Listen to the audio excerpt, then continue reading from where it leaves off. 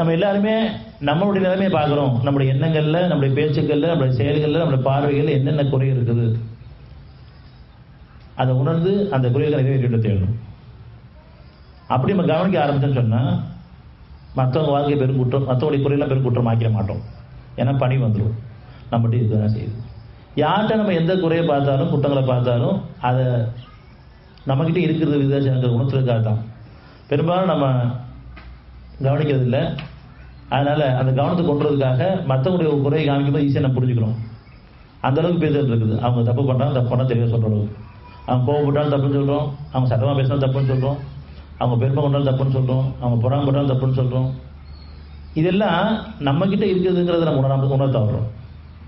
நீங்கள் யார்கிட்ட எதை குற்றக்குறையாக பார்க்குறோமோ அது நம்மக்கிட்ட இருக்குது விகிதாச்சார வித்தியாசத்தில். அதனால் நம்ம அதை கவனித்து அதில் மீள விரும்பணும். நம்மளால் ஒரு காலம் மீள முடியாது. இந்த பாதை ரொம்ப லேசான பாதை, இறைவழி பாதை.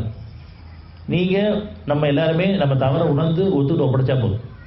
என்கிட்ட இந்த குறை இருக்குது, நான் அடிக்கடி கோவப்படுறேன், அல்லது அவசரப்படுறேன், அல்லது நான் பெருமையோடு இருக்கேன், அல்லது நான் குழப்பத்தில் இருக்கேன், நான் சந்தேகத்தில் இருக்கேன். எல்லாருக்கும் மனசு சரியில்லைன்னு தெளிவாக தெரியுது. என் மனசு சரியில்லை, மனசு அமைதி இல்லை அப்படின்னு தெரியுது.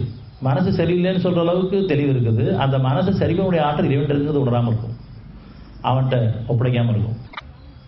உங்கள் மனசு அமைதி அடையணும், மனசு தூய்மை அடையணும், மனசு சமாதானம் அடையணும், மனசு நிம்மதி அடையணும் அப்படின்னு சொன்னால் அவனோட ஒப்படை.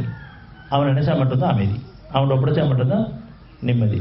ஏன்னா நீங்கள் உங்களுடைய பிரச்சனை தீர்க்க முடியாது, யாருடைய சுமை யாரும் சுமக்க முடியாது.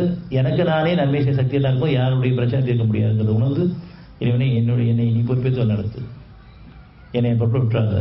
அது மாதிரி என் மனைவியும் சந்ததி குடும்பத்தில் நீ பொறுப்பேற்று நடத்து. அப்படியே ஒருத்தருக்கு ஒருத்தர் பிரார்த்தனை இருக்கிறோமா அப்படின்னா பெரும்பாலும் பிரார்த்தனையோட யோசனை வந்து அதிகமாக இருக்கிறோம். எல்லாத்தையுமே நம்ம யோசனை பண்ணுறோமா பிரார்த்தனை பண்ணுறோமா. பிரார்த்தனையில் வந்து அமைதி கிடைக்கும், யோசனையில் குழப்பங்கள் அதிகரிக்கும். நான் அது சரி பண்ணலாம், அது சரி பண்ணலான்னு சொல்லி நம்மளே திட்டங்களை போட்டு சில மனிதர்களை கொண்டு சில மருத்துவத்தை கொண்டு வந்து சரி பண்ண நினைக்கும் போதெல்லாம் நமக்கு பிரச்சனை மேல் பிரச்சனை அதிகரிச்சு. பிரார்த்தனையில் வந்து எந்த ஒரு தேவையும் அவனை ஒப்படைக்கும் போது அது நியாயமான தேவையாக இருக்கும் பொழுது அந்த தேவையை நீங்கள் நினைக்கிறீங்க நன்மை எடுத்து கொடுப்பான். அதுக்கு முன்னாடி அதை பயன்படுத்துறீங்க நமக்கு வேணும்.